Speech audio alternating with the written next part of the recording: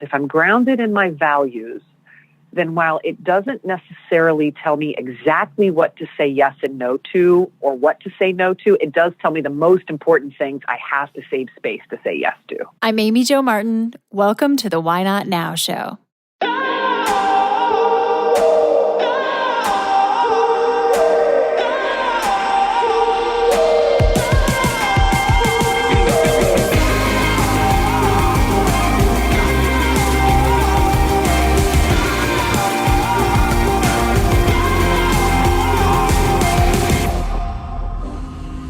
You know that thing you've been thinking about doing? Yeah, that one. Why not now? Have you ever actually taken the time to ask yourself, what's stopping me? Let's talk it through. This is your chance to give that idea the attention it deserves and take action. Each episode, I have a chat with a fascinating person, from entrepreneurs to athletes, celebrities, my parents, rocket scientists, and all walks of life. We talk through a critical time when they've asked themselves, why not now? We dissect that day or even that moment, step by step. Just let go.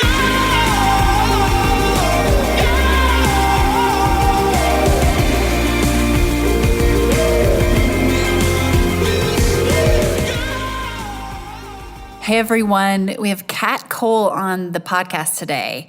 She is the president and COO of Focus Brands North America. I'll explain what that means in a second. And she has an unmatched entrepreneur ride. She is an internal entrepreneur.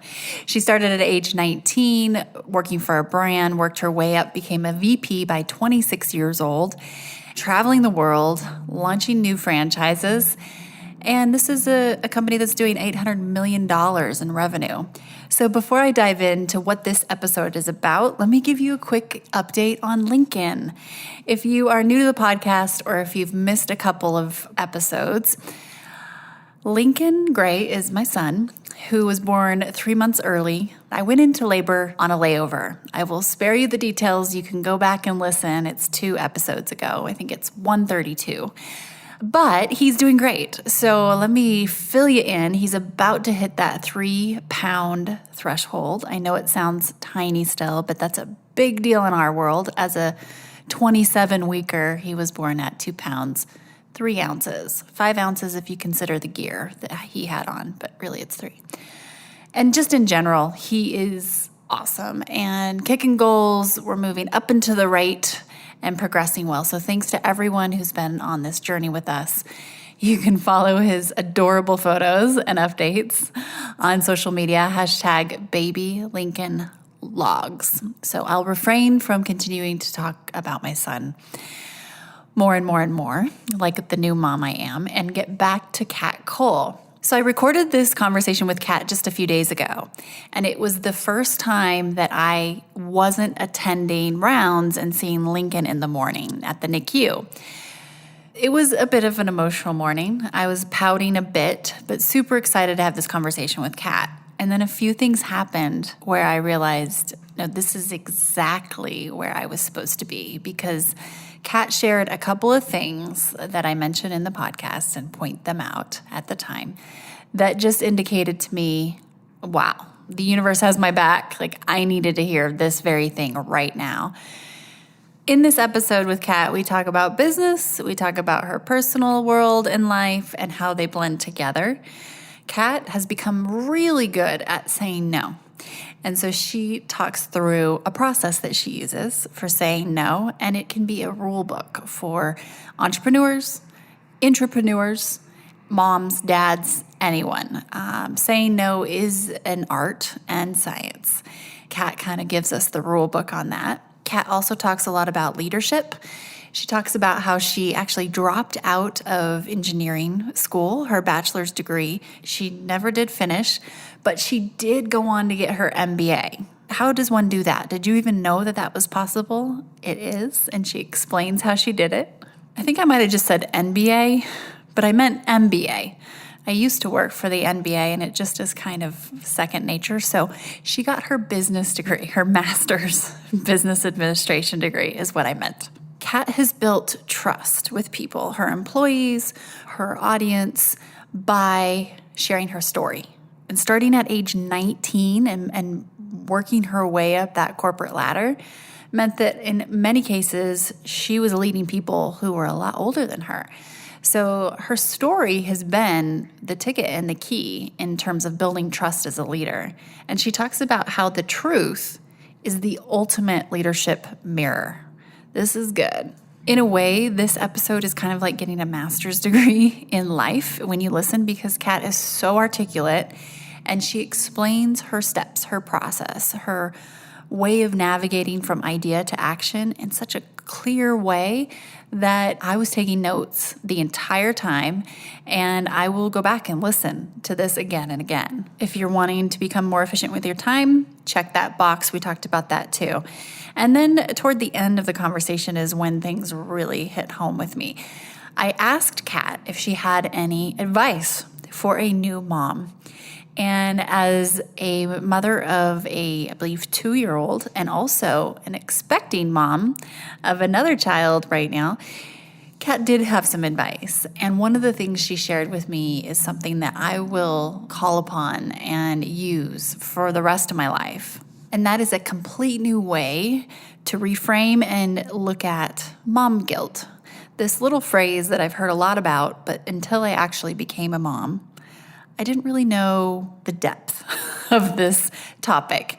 She just flips it on its head, and she shared some amazing advice when dealing with this topic concept and how to change it, do a 180. If you haven't heard of Kat Cole before, she'll definitely be popping up on your radar more and more, I am convinced, because she has so much to share. She's seen it, she's done it, and I thoroughly enjoyed having her on the show. We tackle the most taboo topics on the Why Not Now show. Oftentimes, you're hearing guests share things they've never shared before. In the spirit of things we don't typically talk about, you should know that the Why Not Now show is supported by Poopery, the original before you go toilet spray. It's magic. My friends at Poopery have literally taken the smell out of you-know-what. This pure blend of essential oils stops bathroom odor before it begins. Visit poopery.com, and Why Not Now listeners get 20% off with code WHYNOTNOW. That's all one word. And you can hear the story about Poopery in our interview with founder Susie Batiste. That's Why Not Now episode 28. Poopery is also available at Target.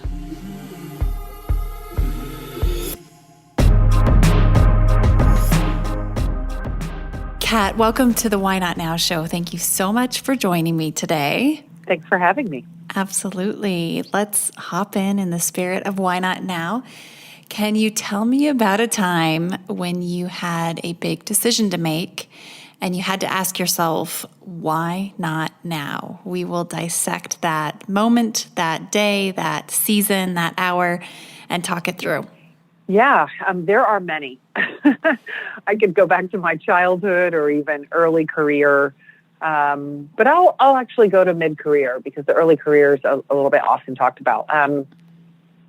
I remember when I was being told by a mentor that while I was well known in my industry and had accomplished an incredibly strong track record of success growing restaurants around the world, my mentor was a recruiter. She was someone who gave me mentoring moments, who reached out, and over time I started to view her as a mentor, even though I don't necessarily believe in more formal mentoring relationships because I think they're a bit daunting and hard to come by and a bit mystical. And I believe much more in mentoring moments. And she had provided many, many mentoring moments. And then over time became this trusted advocate. And she called me one day and said, you know, you've been in your company for a long time. And if you ever wanted to leave your industry, the doors are going to be closed to you. You don't have a degree. You dropped out of college. I was a college dropout at the age of 20,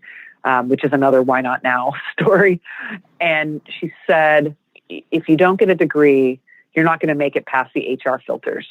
of these other companies that might be really fantastic career opportunities for you. And she said, again, if you want to stay in the restaurant and franchising business, maybe it's no big deal to you because you've sort of built your own reputation. But if you want to branch out, which I would think that you might, getting a degree is important. And I thought, oh gosh, I was 28 at the time. I'd been an executive for several years, helping to build and grow and run a company doing almost $800 million in revenue. And there was a little bit of a voice in my head that said, I already have the job that people want. I'm not even 30 and I've got a big ass job and it's a lot of fun and I'm learning a ton and we're growing. And so I could always go back and do that later. I did have that. There was a tiny voice that said, well, you can always do this. But then I thought, I had that why not now moment. And then I thought, well, the reason why not now is because I don't have the time to go back and make up the classes that I've missed and even make up classes I had already taken because it had been so long. It's been almost 10 years since I dropped out of college. And so I thought, oh, there's no way I can do that right now. And she said, it's rare, but I have an example of an executive running a large company who doesn't have a bachelor's, but who has a master's in business through an executive MBA program. And you should look into that. And that was all I needed, just knowing it was possible. And as soon as she told me that story, and I knew that there was even one example, I didn't even ask, are there any others? There was just one example that was enough for me. And I applied to every executive master's in business program of major universities that I could get to from Atlanta, Emory, Georgia Tech, Georgia State, University of Georgia, and got into several programs and ended up pursuing a master's without a bachelor's and through an executive MBA program and jumped right in. And it was a shitty time. It was a terrible time. We were selling our company. Everything was in turmoil. I needed to spend extra time at the office. There just wasn't a good time, which was part of the compelling answer to the question, why not now? Because now's not a good time, but yesterday wasn't a great time, and tomorrow's not going to be a great time, so now's as good a time as any. So that moment of just jumping in that was absolutely ignited by someone giving me perspective on what was possible was one of my many, many why not now moments. Oh, that's so good too. I mean, seeing is believing, just knowing that one person did it and knowing that you didn't have to go back to that undergrad bachelor's kind of phase. It's interesting because I've of course read up and heard you talk about mentorships too. And you talk about mentoring moments more so than the, idyllic romantic mentorships. And I think it's interesting that you mention it that way because maintaining a relationship with a mentor in that capacity over time, even if they're moments, is so cool. You don't have to have daily, weekly check-ins necessarily, it seems. So that's first just one of the takeaways. And then, kind of coming back around to the urgency of now and there wasn't a good time. When would now be a good time is a question that you can kind of ask yourself. And it's with what I'm going through right now, as I mentioned, and the audience is fully aware. I did a podcast episode about this little bump in the road with motherhood and parenting. And, there are things that we're launching and it's like, well, should we just put this all on the shelf? And I have this urgent sense of no. Even though I will be there for Lincoln. It is my number one priority. But you have mentioned before, you say no a lot to a lot of things, and that it might look glam, and we tend to fall in love with the highlight reel, not real life on Instagram or whatever. But you're very candid about this, and you just posted about it on Insta. Will you talk to me about this? Because maybe you can school me. I'm going to need to use that word a lot in these next 3 or 4 months while Lincoln's in the NICU. Absolutely. I will say it's still a journey for me, but I have been rewarded as I have learned to say no by being able to be more engaged in things to which I can say a much bigger yes. And the way I got there was I screwed it up, right? I said yes to everything in the early days. And who knows why? Because I felt that I had unlimited bandwidth and potential, because statistically speaking, women tend to be more people pleasers and not want to let people down.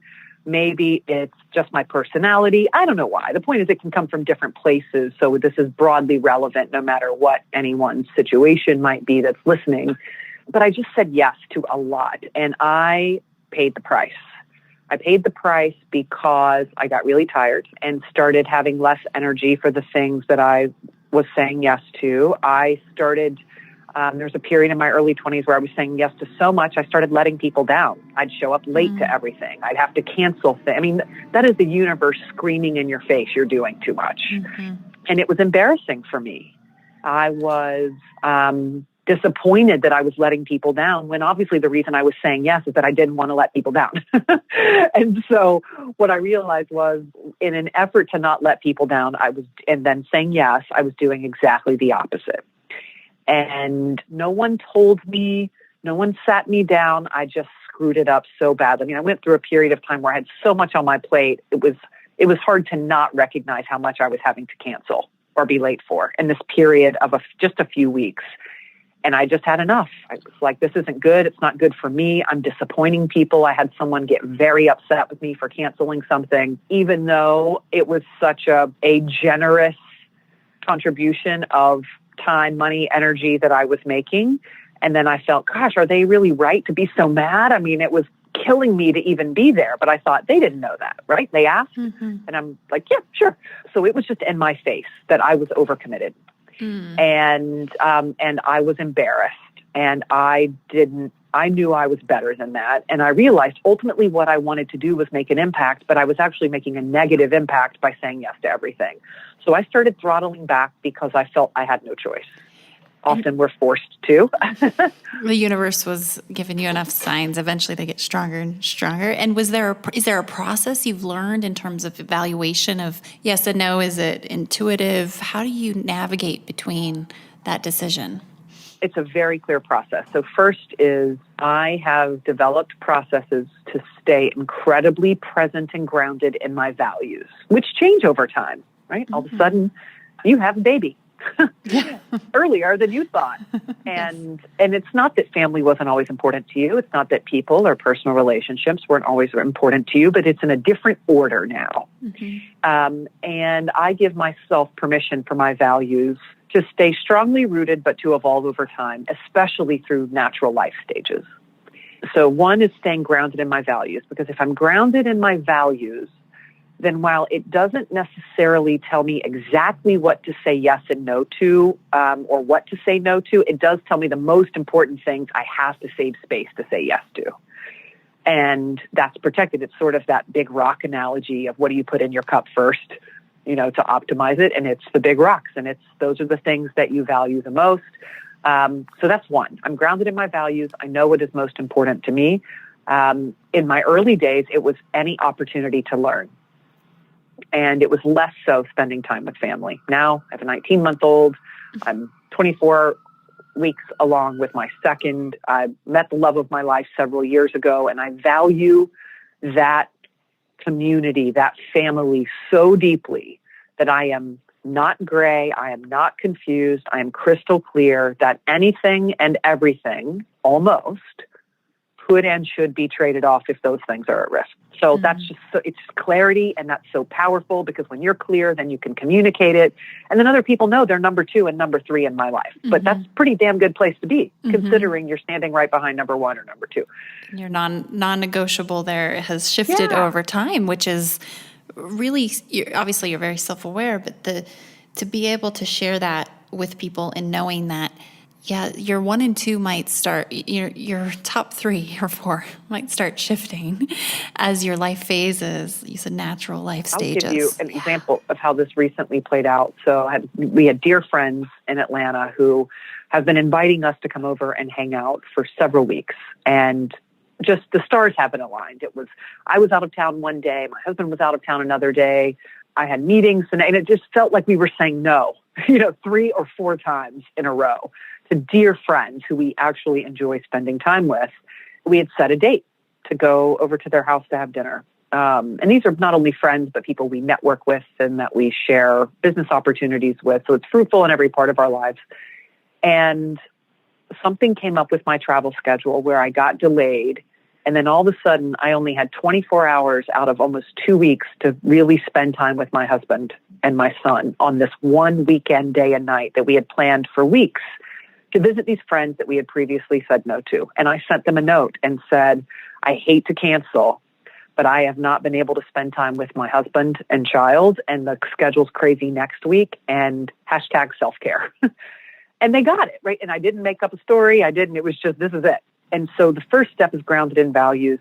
The second is having people around me that will be honest with me if I'm compromising those. So sometimes I'm better at work than I am at home. Sometimes I'm better at home than I am at work. And I have people around me who will say, hey, I need your engagement a little bit at home. My husband and I have a monthly check-in process where we ask each other questions proactively about how we can be better for each other. It is a religious process where we check in with those who are going to be honest. And so grounded in values, which helps with priorities, and then having something, some person, some process, some reflection, some metric that says, if I know what my values are, is the way I'm spending my time congruent with that. And then the third piece is just building the muscle, like any muscle, of saying no and figuring out what the ways of saying no are. So for me, there's one way, which is what I just described in the story with my friends, just saying no, this is not as important as something else that's going on right now. And if they don't understand, that's not my burden to bear. The other way to say no is to say no by saying yes, which I love as well. So if someone says, can you do this? Whether it's for funding or mentorship or time or to speak, there's only so much time. And so sometimes the way I say no is by saying, no, I can't, but let me introduce you to someone who can. Love and it. I'm still providing value, but I'm not compromising the things that I value. So those are that's my 3-part approach to getting better at saying no. Values, having someone or a process so if you're spending your time in a way that is feeding those values and not detracting from them, and then building the muscle of the different ways to actually say no. I love it. Those are great. And I love the second one. It's like a KPI for, or a metric, right? You're checking in with your husband and you're like, okay, what can we do here? Am I keeping myself honest? And one of the other things about saying no, sometimes, I hear people say, I don't know what to say to them. And I'm like, if you can always say you have another commitment, because you do, and it's yourself. And that's 100% true. And I was even having a conversation with my mom about that the other day, and I think the light bulb came on, and she's like, you're right. Okay, so there's so many topics I want to get to here. And, your story is incredible, and you've shared it before, but I think we would be remiss if we didn't at least touch on it. And I was thinking about interviewing you, and I work with female entrepreneurs and have a program to help them. And you're really like the queen of entrepreneurship because you have worked your way from age, 19 as a as a waitress and a hostess, and then VP by age 26, helping guide an $800 million company, and then really guiding it into a sale, into private equity. You just have had this ride, but you were so youthful in your start. And one of the things that I wanted to talk a little bit about is you didn't necessarily set out on this track, and it evolved and it surfaced as you evolved. Can you talk a little bit about, clearly you are very motivated and you're a driven human being, but back to that why not now of deciding to forego your undergrad and stop with your engineering degree and continue working at Hooters and opening up restaurants across the world. Yeah, what that decision was like too, and just more color around your story and how you got started. Yeah. So, I grew up in Jacksonville, Florida, and my mom came to me when I was 9 and said, "That's it, I'm done, we're leaving." And what she meant was we were leaving my father. My father was and is a very good man, but at the time he was an alcoholic. I am the oldest of 3 girls, so I had 2 younger sisters, each 3 years apart. So we were 3, 6, and 9. And my mom came to me as the oldest and said, "We're leaving." And we left, and she fed us on a food budget of $10 a week for 3 years. And of course, as a result, I started working very young to pay for things that you need to pay for as you get older: car insurance, school, etc. And was the first person in my family to get into college. And I became an electrical engineering and computer sciences major and had a few external studies and minors, and really was just going after it in a big way because of being the first person in my family to get into college. And I appreciated the bigness of that. And I loved learning. 18, 19 months in to college, I had been paying my way through school as a Hooters hostess and then waitress, and had just gotten amazing opportunities in that short period of time. I started training new hires in the restaurant where I worked, which is pretty common. You take really good employees and they help train new employees. But then when other restaurants in the city needed help, I would go help other restaurants in the city. And I eventually worked every job in the restaurant. I picked up kitchen shifts and bartender shifts. And all of that experience made me, unbeknownst to me, qualified to be what's called an opening trainer, someone who travels to go open new restaurants. And also unknown to me was that Hooters, the company I worked for, was expanding internationally. So put those things in a cauldron together, and the witchy brew that comes out is I got an opportunity at the age of 19 to go travel to Australia to go open the first ever Hooters franchise over there. And I'd never been on a plane and did not have a passport, had only been on a bus trip twice, leaving the state of Florida for cheerleading competitions. And so I had all kinds of reasons to say no. But I said yes. And then I bought my first plane ticket, flew to Miami, stood in line, got a passport in one day, expedited, and then left to go to Australia. And even then, I thought it was a once-in-a-lifetime experience, getting to go launch a franchise on another continent, and came back, made up my classes that I missed. But several months later, I'd get a similar offer to go to Central America and launch the franchise there. And fast forward, I'd opened many of our locations, first-time franchise, first on continent, first in country, Central America, South America, all over the world. And I was failing college because I was never there. So it was that why not now moment of dropping out of college was not a difficult decision. The only thing that gave me pause was letting my mom down, because she had worked so hard and done so much, and she was so proud that I was in school. And you were the first, right, in your family? Yeah, on either side. Mm-hmm. And so calling her to let her know, because I was living on my own. I was paying for my life, so I was just letting her know, was tough for a moment.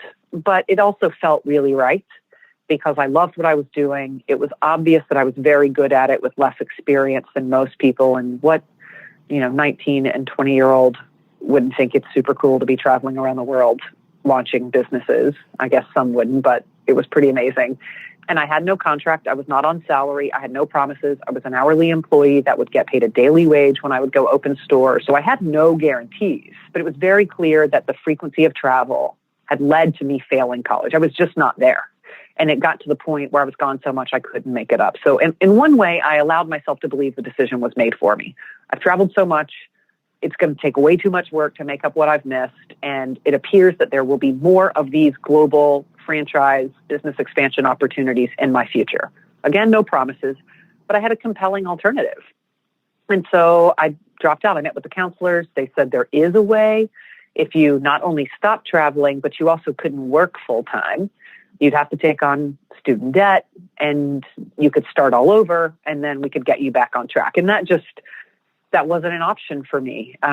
Continuing to open franchises and live this really interesting global life was a much more compelling alternative. So I quit. I dropped out of school right before I got my bachelor or my associate's degree, less than 2 years, and continued traveling. And as luck would have it, Hooters happened to, about a month or two later, have a vacancy at the corporate office for someone to oversee employee training. So at the age of 20, I got a job offer to move to Atlanta and oversee all employee training for the growing company. Of course, I led all training from the grassroots level and understood the business deeply. And so I took that job and became a corporate employee at the age of 20. And the remaining headline is, as I grew, the company grew.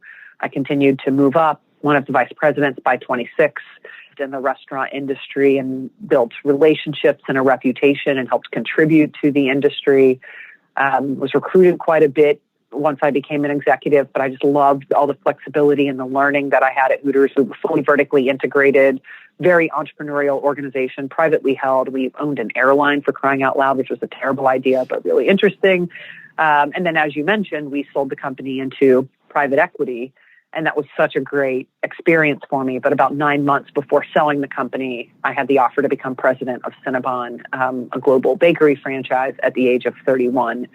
And so I took the job, but then I stayed with Hooters to help the leadership team transition the company until the sale, the initial stage of the sale into private equity, was complete, and then helped turn around Cinnabon coming out of the recession. And then again, I moved up I grew as the company grew, became global group president of Focus Brands, the parent company, 4 years after running Cinnabon, and then have been president and COO of North America. So I run all the company that runs the franchises and our licensing division.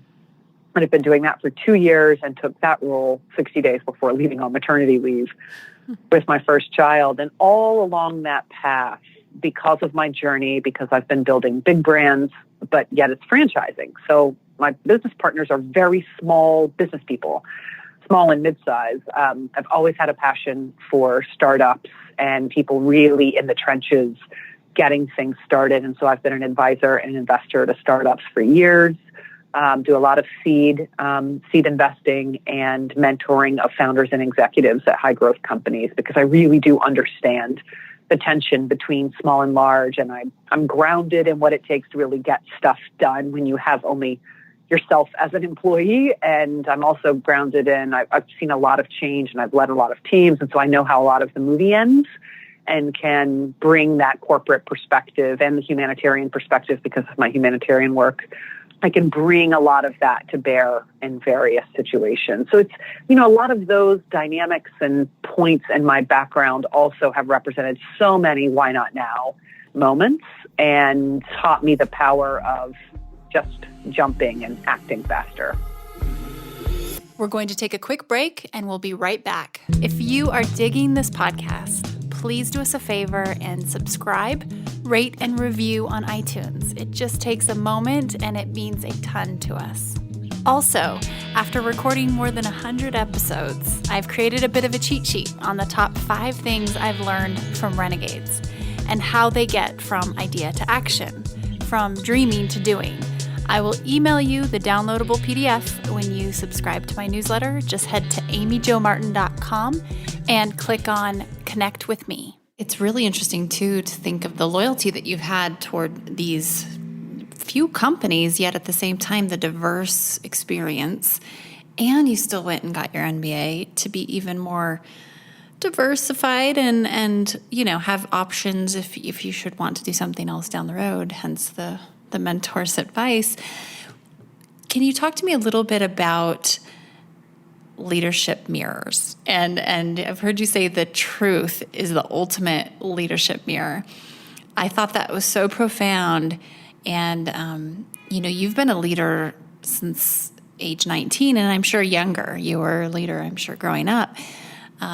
And being a leader at such a young age and working with people who are older than you, and also just navigating the unknown because there was no playbook for this. What does that mean? The truth is the ultimate leadership mirror. I believe in this concept. I don't have a better term for it, so I call it the true truth. I know it's super profound, but that, there's the truth that we choose to tell ourselves, and then there's really confronting what are probably more broadly held perspectives, and especially when it comes to perspectives about me or about you. Mm-hmm. So I can believe what I tell myself, or I can find a way to actually believe what I can collectively learn from other people and how I'm viewed, specifically as it relates to leadership. And I remember when I was teaching, there were 2 examples of this in my early days that helped me build this muscle. One was I was the vice president of training and development for a period of time. So I led training, development, all the operations support for this growing company. And I was teaching workshops. I trained new franchise owners, managers. I led a department and a team of people who did that as well, both domestically and around the world. And I would teach these classes, business classes, leadership, all kinds of things you need to know to run a franchise and run a restaurant.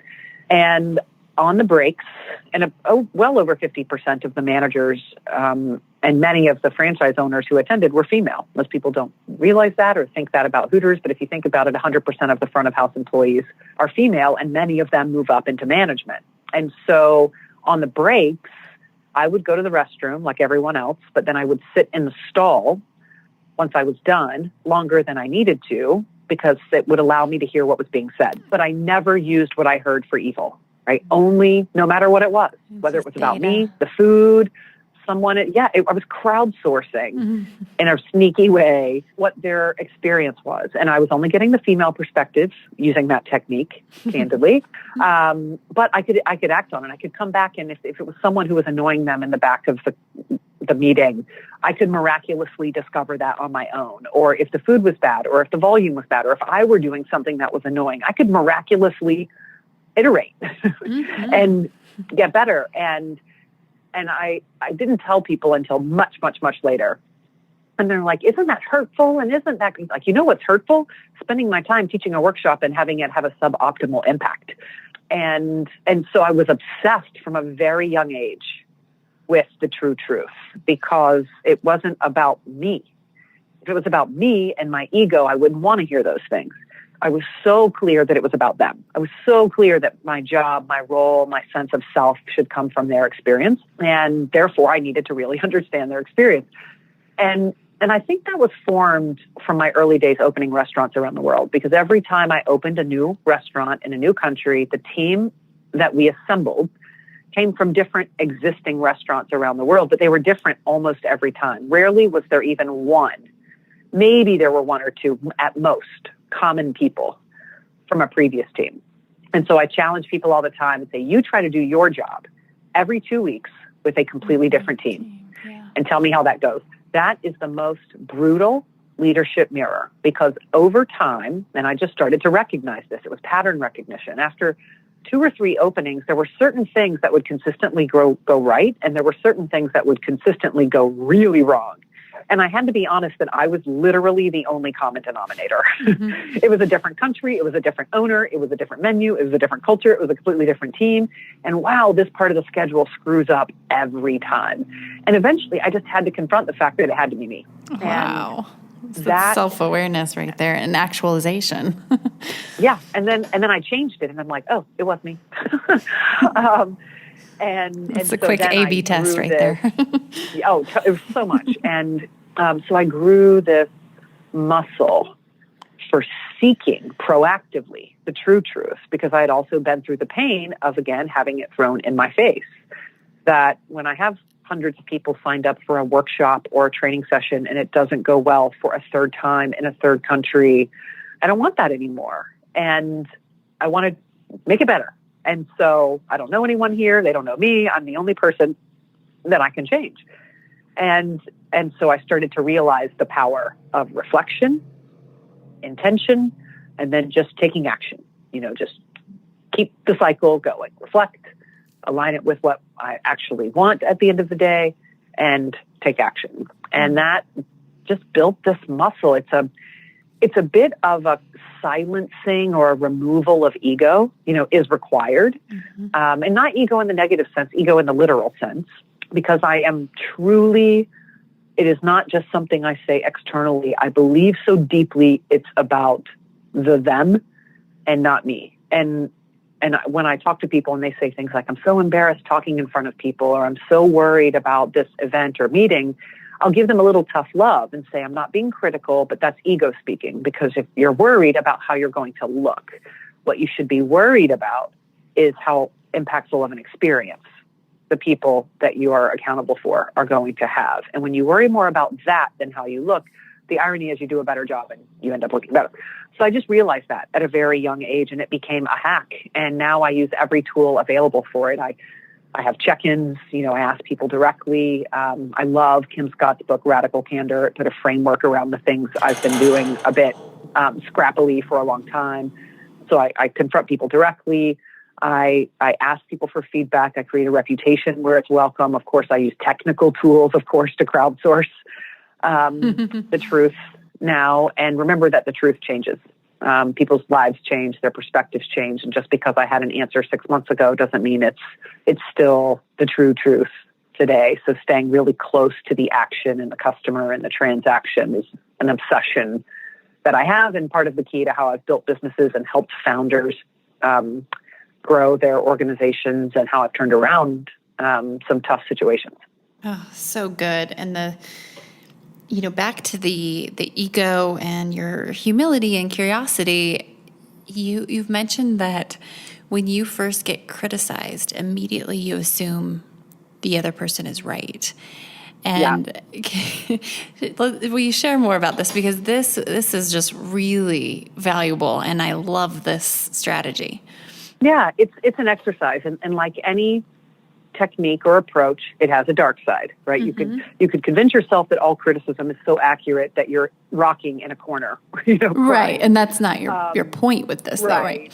Yeah, I had a lot of trouble at an opening in Argentina. And the franchisee was, again, this mentoring moment. And he gave me, I was getting feedback from the employees and some criticism with just the concept and how we'd structured things. And he gave me that piece of advice. He said, whenever you get criticism, just entertain the possibility. Literally put yourself in the position of assuming they're right. And what was so powerful about that advice is the psychology of it. Because if I assume criticism is correct, one of two things will occur in response. Either A, I will assume it's correct. I will realize it actually is, either in part or in totality. And if I realize it is warranted or a bit accurate, then what I'm not going to do is end up putting my foot in my mouth, because I've actually realized there's some substance to this. Again, whether it's fully justified or not. But the second thing that could happen is I consider it's right. I have an allergic reaction to that because it's absolutely not. And instead of debating whether it's right or not, psychologically, I end up focusing more on the why. So it just creates a depth to reaction that is either humility, because I've acknowledged that it might be right. In that process, I've realized that it may be, and then I'm going to act accordingly, which means I'm going to get to a better place more quickly. Or in the process of acknowledging it, which is an act of humility, it has developed a level of confidence and courage that not only is it not right, but I'm actually thoughtful about why. And when I go back to that person, instead of saying, that's not right, I can say, let me tell you why that's not accurate. And that's both far more productive. Yes, it's a win-win either way. If you kind of take that approach, it's really wise. And what you can do that pretty quickly, right? On the spot, in the heat of the moment, kind of work through it, or take your time, which might be more wise. But what a cool hack, just another hack. And you had applied that situation to an interview you mentioned in Salt Lake City after opening the first Hooters in the city, and had a little bit of a different conversation with the local press. Usually it being, okay, great, how many employees are you hiring, and what the impact is to the to the heart of the city. But it went a little differently. Can you share a little bit about that? Because not only do you apply this, but I think it really sheds light on why and how you are able to feel so empowered and just having that role at Hooters, it still have the ability to make a big difference in women's lives. Yeah. At the point it was a radio interview, and again, typically it's tell us about the sports you're going to have on TV, and talk to us about the chicken wings, and where are the Hooters girls going to be around town. And turned out to be a bit more sort of social and political opposition to the concept itself, which I was not prepared for. And this woman said, "You're a hypocrite. You say you advocate for women, because I'd also talked about how we invest in women's causes and women's organizations, and I was leading several women's development organizations. She said, you're a hypocrite because you're exploiting women. And I had not been confronted that directly and that publicly up to that point. Since I had moved up in the company and was in settings outside of the restaurant, I certainly over time became aware that the concept was viewed with varying degrees of negativity or positivity, depending on the market and the person. But this was the most direct, the most personal confrontation that I'd had. And so I thought, is she right? And of course, it's an interview, so it's like split second consideration. Is she right? Am I a hypocrite? Because if so, my answer probably needs to be something a little different while I'm also here to open and promote this restaurant. And I said, I appreciate your point of view, and it is for you to hold. But I can tell you, in my experience, we don't exploit women. We employ them. We provide more employment opportunities for women than any restaurant chain at the time in the world.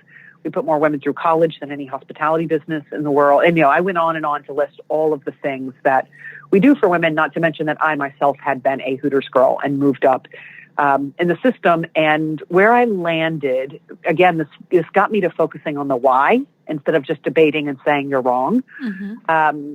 I said, but I was still honoring her perspective. And I said, what that leads me to is that my gratitude for everything I have received as a result of being a part of this company and my pride in what we have built far outweigh my concern over what you think. But it led me, considering her being right, allowed me to honor her, or her being right, allowed me to honor her. But what it resulted in was me really thinking about, why is that not true? Why do I not feel I'm a hypocrite? Because I'm acknowledging, I can see that could be the optics. I'm saying her point of view is absolutely valid from her perspective, but why is it not true for me? And so I focused on the why. But there have been many other times that in the process of considering if someone else is right, I realized that they partly are. Not necessarily on that issue, but on anything, something simple in business or something, heavier and larger and more philosophical. And again, it creates a much more productive and mature conversation. Oh, I love that case study, because you navigated it very gracefully, but also it was what you just said at the end there. Partly, you noticed that in most situations, this is not black and white, right? And then there are probably some emotions involved. So I have so many other questions for you, but I'd love to shift a little bit into motherhood as we're wrapping up here. So you are expecting your second child. I just had my first in a surprising way, a little earlier than planned. And knowing you're traveling very often, and I do as well, and we're all busy, right? But you must have found some efficiencies and hacks that have helped you with pace and just, doing what you love to do while having you're staying grounded in your values. So bring it. Any advice, any guidance? So first, like anyone who has the luxury, even though it is my business and my work, it is still a privilege to travel while having a family, does not do it without help. I have a rotating group of amazing students of 6 babysitters that if one's not available, the next one is. The next one's not available, the next one is. That are on call through text, Skype, WhatsApp, whatever. I've got an amazing nanny that helps care for our son, because my husband works full time. And his work is a little more flexible than mine, so he can be a bit helpful when travel delays inevitably happen like 90% of the time. And when work comes up, but he's got a business he's building. And so I have to have flexibility. So and in answering this question, I always like to start with, it does not happen alone. And I recognize the privilege of it. I've worked my ass off to afford the privilege of it. But it takes a village, literally. Like the old saying, so true. And if you'd have family around, maybe you have a built-in village. We have no family around, which means we have to pay for the village. And that's hard and expensive and makes me think a lot about single moms and those who struggle and who can. I mean, it weighs on me heavily, and I spend a lot of my efforts in the community addressing that particular issue. So that's part one. The second is outside of that, even then, I have to manage my energy. And I push it sometimes, like we tend to do. And back to the how do you know when to say no? I have to evaluate how many nights have I been away. I don't have a hard and fast rule. I just have a temperature that I take. I also recognize that my son is loved. He is cared for, whether my husband is home or a nanny or sitters. And so I'm not necessarily so caught up in my head that it's bad that that my son has many caretakers. That's been true since the beginning of time, back to it takes a village.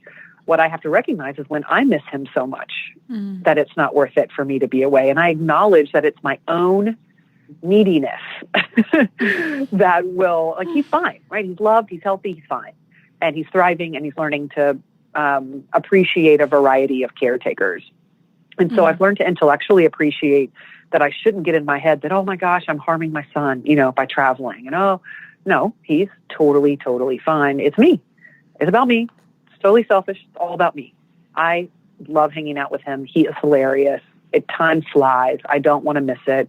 And when I go more than 3 days without being home, even with FaceTime as a hack, and asking everybody who's caring for him to send me every picture under the sun until my phone runs out of memory, it still gets to be the point where I miss him so much, it's just not worth it to be gone more. And so I've learned that. It took a couple months to figure that out. When he was younger, it was a lot tougher. I wouldn't be gone for more than a day or 2 days max if I could avoid it. And then I got a little more confident, and we got a routine at home with caretakers, and I took longer. And then when I was gone longer, I realized, I miss my husband.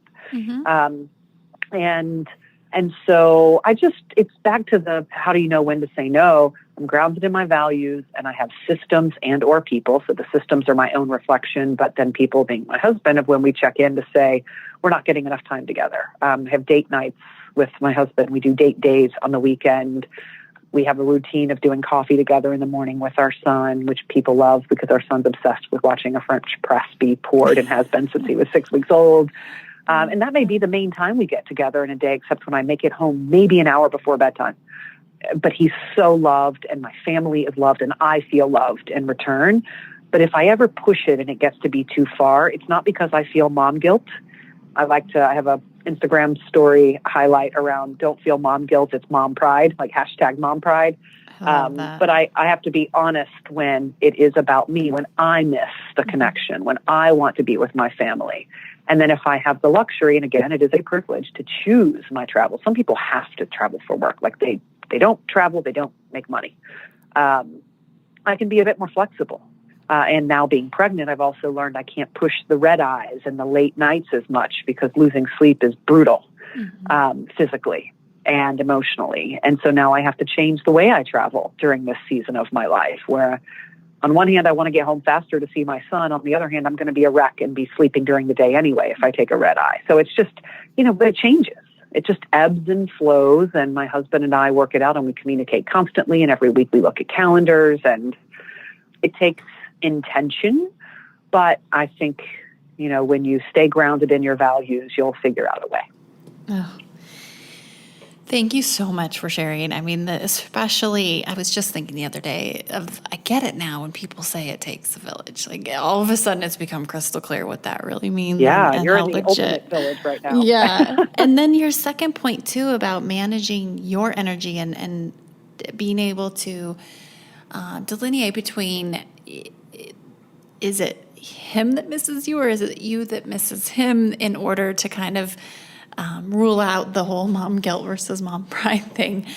That happened this morning, literally. And I just want to thank you for your time today. And something happened right before we hopped on.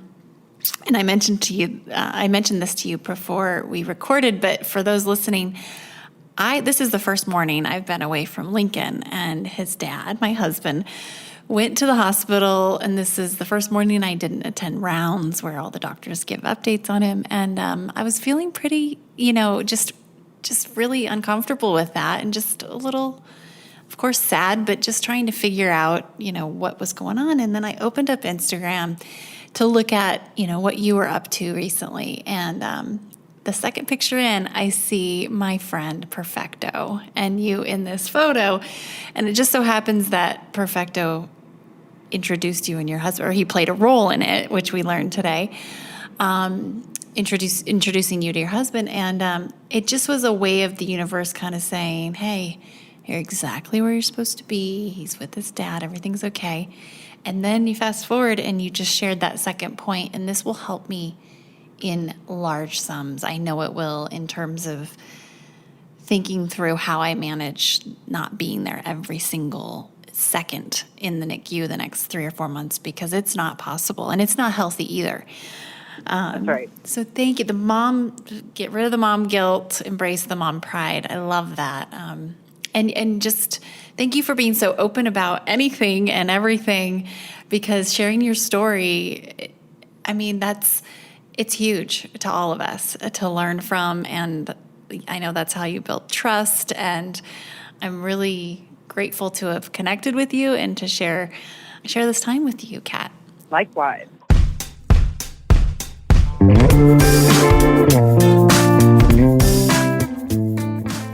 Hey everyone, thanks for listening to the show.